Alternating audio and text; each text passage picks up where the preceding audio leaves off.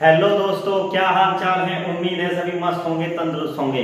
दोस्तों, आज हम एक बेहतरीन क्लास लेके आए हैं जो केमिस्ट्री की क्लास है, 10th क्लास की। चैप्टर का नाम है रासायनिक अभिक्रियाएं एवं समीकरण। भाई, रासायनिक अभिक्रियाएं और समीकरण को पढ़ने के लिए सबसे पहली बात है आपको केमिस्ट्री में परिवर्तन के बारे में पता होना चाहिए। समझते हुए स्टार्ट करते हैं आपका चैप्टर। भाई, मोस्ट इंपोर्टेंट है, डायरेक्ट आपके दिमाग में घुसेगा। देखिए, समझिए, जो रासायनिक अभिक्रिया, रासायनिक समीकरण पढ़ने से पहले हमें पढ़ना होता है परिवर्तन। भाई, क्या पढ़ना होता है? परिवर्तन। परिवर्तन हालांकि 9th क्लास का टॉपिक है, लेकिन फिर भी 10th क्लास में एक दो एमसीक्यू इसके बारे में पूछ लेता है। भाई देखिए, परिवर्तन पढ़ने के लिए परिवर्तन क्या है, तो परिवर्तन के बारे में अगर मैं बताऊं, परिवर्तन की डेफिनेशन कभी पूछी नहीं जाती, लेकिन परिवर्तन के प्रकार के बारे में पूछ लेता है। परिवर्तन जो है दो भागों में बांटा गया है। एक तो होता है भौतिक परिवर्तन, भाई भौतिक परिवर्तन, और एक होता है रासायनिक परिवर्तन। भाई, क्या होता है? रासायनिक परिवर्तन। ठीक है, रासायनिक परिवर्तन। देखिए, अगर इनके बारे में बात करें कि भौतिक परिवर्तन क्या होता है, जो भौतिक परिवर्तन होता है, देखिए ये भौतिक परिवर्तन क्या होता है? ये भौतिक परिवर्तन वो परिवर्तन जिसमें कोई नया पदार्थ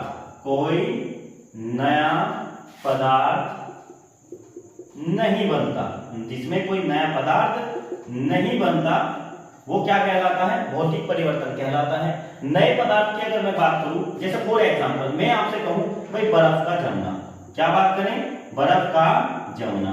अगर बर्फ की बात करें, देखिए बर्फ है, किससे जमा? पानी से। पानी हमने लिया, फ्रिज में रखा, फ्रीजर में रखा, वहां से बर्फ बना, और बर्फ को बाहर निकाला एक उचित ताप पे, फिर बर्फ का क्या बन जाएगा? पानी बन जाएगा। भाई, पानी का रूप पानी है, पानी का रूप बर्फ है, और बर्फ का रूप पानी है। एक सेकंड होता है वाष्पीकरण। भाई, क्या होता है? वाष्पीकरण। कोई नया पदार्थ नहीं बनना, कोई नया पदार्थ नहीं बनना। वाष्पीकरण, हम किसी पानी को गर्म करें, गर्म करने से उसे क्या निकलेगी? भाप निकलेगी। भाप भी किस तरह होते हैं? पानी की होती है। भाई ठीक है, अगर मैं बात करूं रासायनिक परिवर्तन की, किसकी बात करें? रासायनिक परिवर्तन की। तो रासायनिक परिवर्तन क्या होते हैं? ये रासायनिक परिवर्तन वो परिवर्तन जिसमें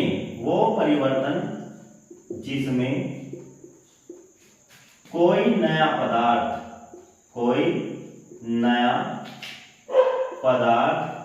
बन जाता है, नया पदार्थ बन जाता है, रासायनिक परिवर्तन कहलाता है। भाई, फॉर एग्जाम्पल अगर मैं इसके एग्जाम्पल की बात करें, तो एग्जाम्पल सबसे मेन होता है दूध से दही का जमना। दूध से दही का जमना। अब आप मुझे एक बात बताओ, आपने दूध को जमा दिया, दूध से बनी दही, क्या दही से आप दूध बना सकते हो? नहीं बना सकते। भाई, नया पदार्थ बन के तैयार हो गया, दही बन गया। भाई, ये कैसा परिवर्तन है? रासायनिक परिवर्तन है। सेकंड की अगर मैं बात करूं, लकड़ी का जलना। लकड़ी का जलना, भाई लकड़ी के जलने से क्या बनता है? कोयला मिलता है। क्या कोयले से लकड़ी बना दोगे? नहीं बन सकता। थर्ड अगर मैं बात करूं, गेहूं से आटे का बनना। गेहूं से आटे का बनना। भाई ठीक है, गेहूं से आटे का बनना। गेहूं से अगर एक बार आटा बन गया, क्या आटे से फिर गेहूं बना लोगे? नहीं बनेगा, नया पदार्थ बना हुआ है। एक मोस्ट इंपोर्टेंट आता है, अगर मैं बात करूं क्योंकि ये जैसे एक मैं तुम्हें बात करूं, थर्ड की अगर मैं भौतिक परिवर्तन की बात करूं, मोमबत्ती। किसको ले सकते हैं? मोमबत्ती। मोमबत्ती से हमें क्या प्राप्त होता है? मोम ही प्राप्त होता है। लेकिन अगर मैं रासायनिक परिवर्तन की बात करूं, तो रासायनिक परिवर्तन में परिवर्तन आता है मोमबत्ती का जलना। भी मोमबत्ती का जलना, मोमबत्ती का जलना। देखिए, मोमबत्ती के जलने को आप भौतिक में भी ले सकते हो, और मोमबत्ती के जलने को आप रासायनिक में भी ले सकते हो। बहुत से बताते हैं कि मोमबत्ती का जलना भौतिक होता है, बहुत से बताते हैं मोमबत्ती का जलना रासायनिक परिवर्तन होता है। क्योंकि मोमबत्ती के जलने से क्या होता है? जब वो पिघलता है, पिघलने से मोम ही बनता है। भाई लेकिन इसे बताया किसमें गया है? रासायनिक परिवर्तन में बताया गया है मोस्टली कि मोमबत्ती का जलना रासायनिक परिवर्तन में होता है, लेकिन मोमबत्ती भौतिक परिवर्तन में होती है। ठीक है, तो ये हमारा टॉपिक था, परिवर्तन था। उम्मीद है आप समझ चुके होंगे परिवर्तन के बारे में। भाई परिवर्तन के बाद आपकी रासायनिक अभिक्रियाओं के बारे में बात करेंगे, फिर रासायनिक समीकरण के बारे में बात करेंगे भाई।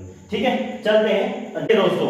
आपका जो नेक्स्ट टॉपिक है, नेक्स्ट टॉपिक आता है कि रासायनिक अभिक्रिया और समीकरण को पढ़ने के लिए उससे पहले एक और टॉपिक है भाई, जिसका नाम है अभिकारक और उत्पाद। तो अभिकारक और उत्पाद के बारे में थोड़ा सा डिस्कस करेंगे भाई। एक आता है अभिकारक भाई, अभिकारक, और एक होता है आपका उत्पाद। क्या होता है? उत्पाद।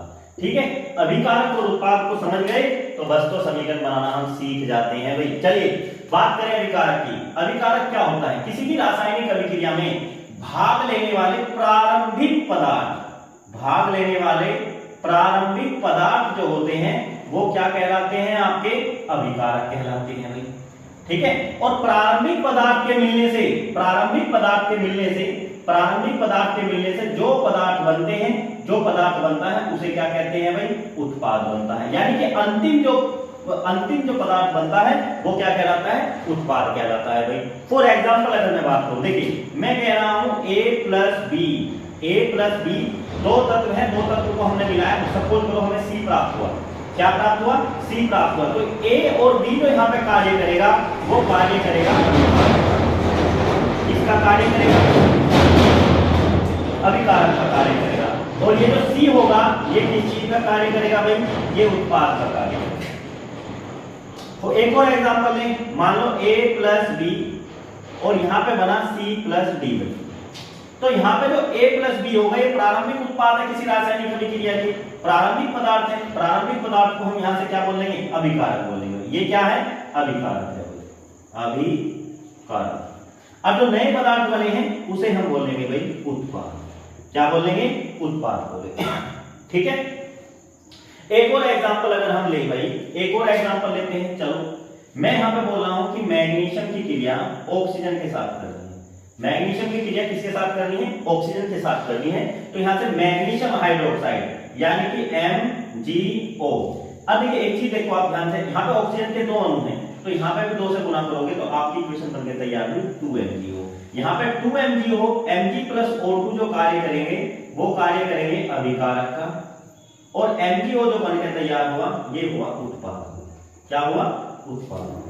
ठीक है, तो अभिकारक और उत्पाद के बारे में भाई, जो रासायनिक अभिक्रिया में जो प्रारंभिक पदार्थ भाग लेते हैं वो आपके अभिकारक कहलाते हैं। इसकी सहायता से नया पदार्थ बनता है उसे हम क्या कहते हैं? उत्पाद कहते हैं। फॉर एग्जांपल मैंने आपको बता दिया है, मैग्नीशियम की क्रिया ऑक्सीजन से क्रिया करके आपको बता दिया है कि अभिकारक क्या होते हैं और उत्पाद क्या होते हैं भाई। ठीक है, उम्मीद है आप इसको अभिकारक और उत्पाद को समझ पाए होंगे। चलिए अब बात करते हैं नेक्स्ट टॉपिक के बारे में भाई। चलिए दोस्तों अब बात करते हैं रासायनिक समीकरण के बारे में। हम बात करते हैं रासायनिक समीकरण के बारे में भाई।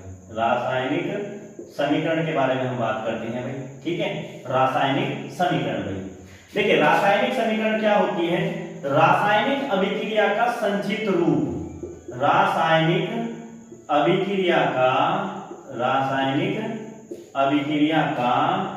संक्षिप्त रूप रासायनिक समीकरण कहलाता है भाई। ठीक है, रासायनिक अभिक्रिया का संक्षिप्त रूप जो होता है वो क्या कहलाता है? रासायनिक समीकरण कहलाता है। रासायनिक समीकरण करने के लिए मैं तुम्हें बता दूं, रासायनिक समीकरण की अगर मैं बात करूं, जैसे मैं बात करते हैं भाई A प्लस बी और ये बनकर तैयार हुआ भाई C। ठीक है, रासायनिक समीकरण में भी हम बताए थे कि इसमें रासायनिक अभिक्रिया का जो संक्षिप्त रूप है, और रासायनिक अभिक्रिया में बात करते हैं, एक तो अभिकारक भाग लेता है भाई, अभिकारक, और एक भाग क्या लेता है भाई? उत्पाद भाग लेता है। ठीक है, तो रासायनिक अभिक्रिया का जो संक्षिप्त रूप होता है वो रासायनिक समीकरण कहलाता है। रासायनिक समीकरण करने के लिए फॉर एग्जांपल एक एग्जांपल हम यहां से लेते हैं भाई। ठीक है, हम बात करें, मान लो अगर आपसे बात करें कि मैग्नीशियम की क्रिया Mg की क्रिया हमें करनी है ऑक्सीजन के साथ भाई। मैग्नीशियम की क्रिया ऑक्सीजन के साथ हमें करनी है, तो क्या बनकर तैयार हुआ? मैंने यहाँ पे लिखा MgO2 भाई। क्या लिखा? MgO2। ये Mg यानी कि मैग्नीशियम है भाई, मैग्नीशियम, Mg यानी कि मैग्नीशियम, O यानी कि ऑक्सीजन। ठीक है, क्या बनकर तैयार हुआ? Magnesium oxide, magnesium oxide. ठीक है, ये मैग्नीशियम ऑक्साइड हमारा बनके तैयार हुआ।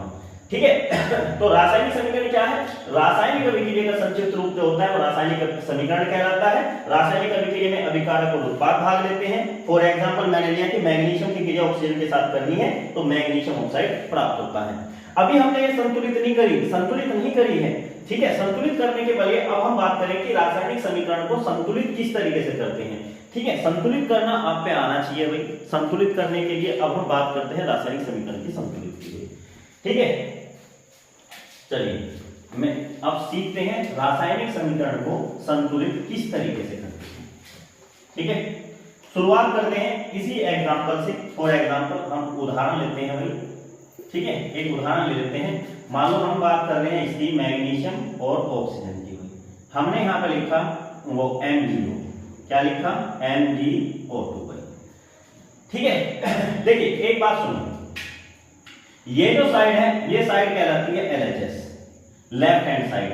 ये कहलाती है आपकी RHS। क्या कहलाती है? RHS। एक है लेफ्ट हैंड साइड और एक है राइट हैंड साइड, यानी कि ये अभिकारक और ये क्या है? उत्पाद। अगर मैं लेफ्ट हैंड साइड की बात करूं तो मैग्नीशियम के कितने परमाणु हैं भाई? एक परमाणु है। ऑक्सीजन के कितने परमाणु हैं? दो परमाणु है। कितने परमाणु हैं? दो परमाणु।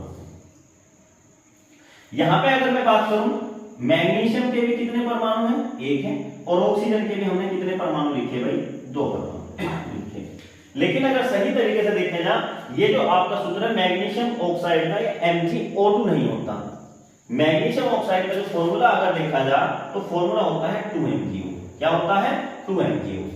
तो हम इसको संतुलित कैसे करेंगे? मैग्नीशियम ऑक्सीजन के तो दो अणु हैं, ऑक्सीजन के तो दो अणु हैं, चलो बहुत अच्छी बात है। लेकिन मैग्नीशियम का यहाँ पे एक अणु है। अगर हम इस लेफ्ट हैंड साइड में मैग्नीशियम में 2 से गुणा कर देंगे, कितने से गुणा कर दें? 2 से गुणा कर दें, तो 2 एकम 2। और इसमें भी कितने से गुणा हो जाएगी? 2 से गुणा हो जाएगी। ऑक्सीजन के भी दो अणु, मैग्नीशियम के भी दो अणु, तो मैं यहाँ पे 2 से गुणा कर देता हूं, तो यहां से 2 हटा दें तो यहाँ पे कितना बन जाएगा? 2MgO। ये जो मैग्नीशियम ऑक्साइड बना, इसका मतलब क्या है? 2MgO का मतलब क्या है? इसका मतलब ये है कि मैग्नीशियम के भी दो अणु हैं और ऑक्सीजन के भी कितने परमाणु हैं? 2 परमाणु। दोस्तों नेक्स्ट इक्वेशन के बारे में बात करते हैं कि इस समीकरण को हम संतुलित कैसे करेंगे भाई। चलिए बात करते हैं। अभिक्रिया क्या दी है? देखो Zn की क्रिया सल्फ्यूरिक अम्ल के साथ करनी है, तो ZnSO4 यहाँ पे बनकर तैयार हुआ H। अब हमें इसे संतुलित करना है। संतुलित करने के लिए देखिए ये दोनों क्या है? अभिकारक है। क्या है ये अभिकारक है, अभिकारक। और ये क्या है? ये उत्पाद है। क्या है? उत्पाद। ठीक है, अब ये LHS है लेफ्ट हैंड साइड और ये RHS है राइट हैंड साइड। ठीक है, अगर मैं बात करूं लेफ्ट हैंड साइड में अगर लिया जाए कि जिंक जो है, जिंक के कितने परमाणु हैं? 1। हाइड्रोजन के कितने परमाणु हैं? 2। SO4 के कितने परमाणु हैं? 1। RHS की अगर मैं बात करूं राइट हैंड साइड में जिंक 1, SO4 1 और हाइड्रोजन कितना है? 1 है। अब सबसे पहले एक चीज देखो आप ध्यान से कि जिंक 1 है, चलो बहुत अच्छी बात है, यहाँ पे जिंक के 1 परमाणु है। हाइड्रोजन के यहाँ पे 2 हैं, सल्फेट के यहाँ पे 1 है, सल्फेट का यहाँ पे भी 1 है। लेकिन यहाँ पे हाइड्रोजन के 2 परमाणु हैं, लेकिन यहाँ पे हाइड्रोजन के सिर्फ 1 परमाणु है। तो इसे संतुलित करने के लिए हाइड्रोजन में कितने से मल्टीप्लाई करो? 2 से मल्टीप्लाई करो, तो हाइड्रोजन के कितने अणु हो जाओगे? 2 अणु हो जाओगे और आपकी इक्वेशन संतुलित हो जाएगी। एक तरीके से अगर मैं इसे यहां से लिख के इसे यहां पे संतुलित करूं, Zn प्लस H2SO4 यहाँ पे ZnSO4 और प्लस में कितना? H2। ये समीकरण आपकी संतुलित समीकरण है। ठीक है, तो इस तरीके से हम रासायनिक समीकरण को संतुलित करते हैं भाई। एक और एग्जांपल लेते हैं भाई। चलिए दोस्तों अब हम एक और रासायनिक समीकरण को लेते हैं। इस समीकरण को संतुलित करना सीखेंगे भाई। क्या है रासायनिक समीकरण? Fe plus H2O it's give Fe3O4 और प्लस के H भाई। ये हमारे अभिकारक है भाई। अभिकारक में ये हमें क्या दिया है? ये आयरन दिया गया है भाई। ये क्या दिया गया है? जल दिया गया है कि आयरन की क्रिया जल से कर रहे हो। ये क्या बना? फेरिक ऑक्साइड बना। क्या बना? Ferric oxide. अगर हम इसे बात करें फेरिक ऑक्साइड की है ये बात, या आयरन ऑक्साइड भी बोल सकते हो भाई। ठीक है, अगर ये बात करें ये हाइड्रोजन है भाई। क्या है ये? हाइड्रोजन। ठीक है, चलो हम सबसे पहले हमें क्या करना होता है, एक तरफ लेफ्ट हैंड साइड लिख लो, एक तरफ क्या लिख लो? RHS यानी कि राइट हैंड साइड लिख लो। ठीक है, सबसे पहली बात है यहाँ पे Fe यानी कि आयरन। आयरन के इधर सबसे पहली बात है अभिकारक, ये अभिकारक है, ये उत्पाद है। अभिकारक में आयरन कितना है? आयरन के कितने परमाणु हैं? 1 परमाणु है। हाइड्रोजन के जो कितने परमाणु दे रखे हैं? 2 परमाणु दे रखे हैं। ऑक्सीजन के कितने परमाणु दे रखे हैं? 1 परमाणु दे रखा है भाई। राइट हैंड साइड यानी उत्पाद में अगर मैं बात करूं, ये हमारे उत्पाद है भाई। अगर मैं उत्पाद की बात करूं, उत्पाद में Fe यानी आयरन के कितने परमाणु हैं? 3 परमाणु हैं। ऑक्सीजन के कितने परमाणु हैं? 4 परमाणु हैं। और हाइड्रोजन के कितने परमाणु हैं? 1 परमाणु है भाई। यानी कि हमारे जो समीकरण है, रासायनिक समीकरण है, ये संतुलित नहीं है भाई। ये रासायनिक समीकरण संतुलित नहीं है, क्योंकि देख लो Fe के 1 है, यहाँ पे Fe के 3 है, हाइड्रोजन के 2 परमाणु हैं, यहाँ ऑक्सीजन के 4 परमाणु हैं। तो यानी कि ये रासायनिक समीकरण संतुलित नहीं है भाई।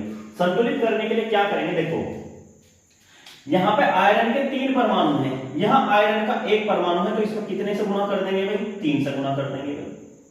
ठीक है बात, चलो यहाँ हाइड्रोजन के कितने हैं? यहाँ पे देखो ऑक्सीजन के कितने परमाणु इन्होंने दिखा रखे हैं? 4, लेकिन यहाँ पे ऑक्सीजन का 1 परमाणु है, तो कितने से गुणा कर दोगे? 4 से गुणा कर दोगे भाई। ठीक है, यहाँ अगर हम 4 से गुणा, यहाँ पे इसमें तो 4 से ऐसे गुणा नहीं कर सकते, इस 4 की गुणा आप इसमें भी करोगे, ऑक्सीजन में भी, और 4 की गुणा आप इसमें करोगे, हाइड्रोजन में भी करोगे। तो इससे क्या होगा? देखो हम इसकी अब संतुलित अगर हम कर रहे हैं तो इस समीकरण को एक बार बनाते हैं। यहाँ पे Fe है भाई, Fe में हमने कितने से गुणा करी? 3 से, प्लस जल यानी H2O हम हाइड्रोजन में भी 4 से गुणा करेंगे, ऑक्सीजन में भी 4 से गुणा करेंगे, तो हम यहाँ पे लिखेंगे 4H2O। इसका मतलब हाइड्रोजन में भी 4 से गुणा है और ऑक्सीजन में भी कितने से गुणा है? 4 से गुणा है। तो हमारा जो है ये उत्पाद जो है Fe3O4, जिसे हम आयरन ऑक्साइड या फेरिक ऑक्साइड भी बोलते हैं, एक तरीके से लोहे पे लगने वाला जंग है। क्योंकि जाहिर सी बात है, लोहे पे जल को डालेंगे तो जंग ही मिलेगा हमें, तो इसको हम जंग भी बोल सकते हैं। ठीक है, Fe के 3 अणु, बहुत अच्छी बात है। ऑक्सीजन के 4 अणु, बहुत बढ़िया बात है, ऑक्सीजन के 4 परमाणु हैं। अब यहाँ पे हाइड्रोजन के कितने परमाणु हुए? 4 दूनी 8, तो इसमें कितने से गुणा हो जाएगी भाई? इसमें कितने से गुणा होगी भाई? 4 दूनी 8, इसमें 8 से गुणा होगी। ठीक है, तो ये हाइड्रोजन के हो जाएंगे 4H2 भाई। तो ये आपकी समीकरण क्या होगी? संतुलित होगी भाई। ठीक है, ये हमारी कैसी समीकरण है? संतुलित समीकरण है भाई।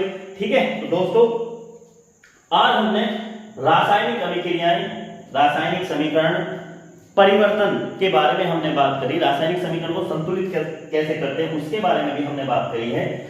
अगर आपको वीडियो अच्छी लगी हो तो प्लीज सब्सक्राइब करें, शेयर करें, कमेंट करें। ठीक है, जिससे आगे की वीडियो और बेहतरीन हो। आप जितना हमें सपोर्ट करोगे हम वीडियो को उतनी अच्छी लेकर आएंगे भाई। ठीक है, कल आपके लिए एक और नेक्स्ट क्लास लेके आएंगे जिसमें रासायनिक अभिक्रियाओं के प्रकार के बारे में बात करेंगे। वहां से एक क्वेश्चन हर साल एग्जाम में पेपर में आ रहा है टिप्पणी के तौर पे कि विस्थापन अभिक्रिया क्या होती है, विस्थापन अभिक्रिया पर टिप्पणी दीजिए। ठीक है, तो चलिए मिलते हैं आपको नेक्स्ट क्लास में, तब तक के लिए धन्यवाद।